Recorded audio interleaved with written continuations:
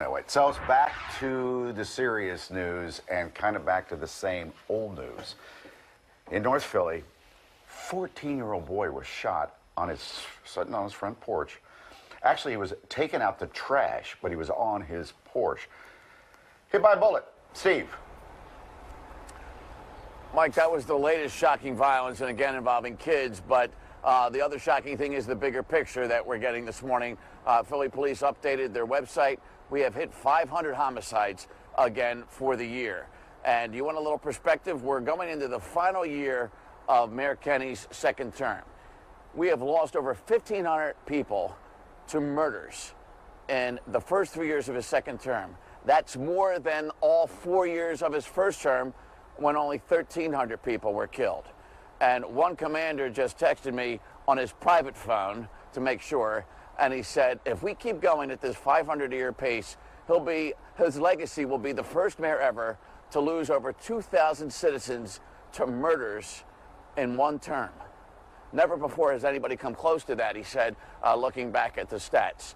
And now this scene here in North Philadelphia gives you a sense of where we are in Philly these days. This is a kid, and he's doing a kid thing like I did as a kid, and I'm sure a lot of little boys out there. You earned your allowance by taking out the trash for the family, and you loved Christmas, and you loved that your family decorated your house for Christmas. What you don't love is seeing Christmas decorations bullet-riddled, bullets going through the windows and through the doors and through the little boy's back, by the way. He'll be okay, but there was other little kids in that house at prime time when somebody was waiting for that little guy to come out of the house because they had a fight at school earlier in the day at a middle school, not even a high school, a middle school.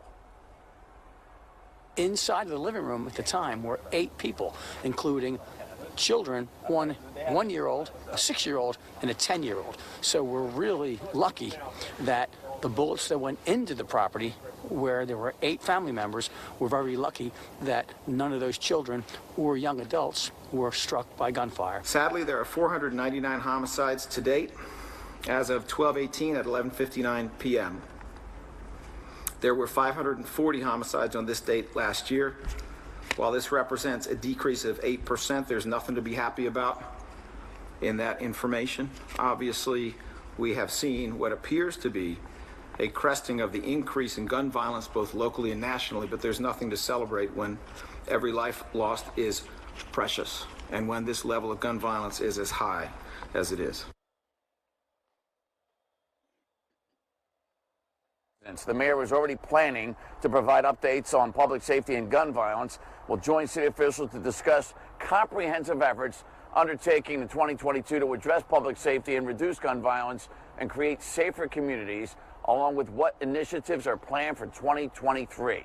And one veteran cop said, please, Mr. Mayor, do not repeat it's easier to get a gun than a driver's license and blame Harrisburg. Figure out what you can do and be remembered for something other than having 2,000 people killed in your second term.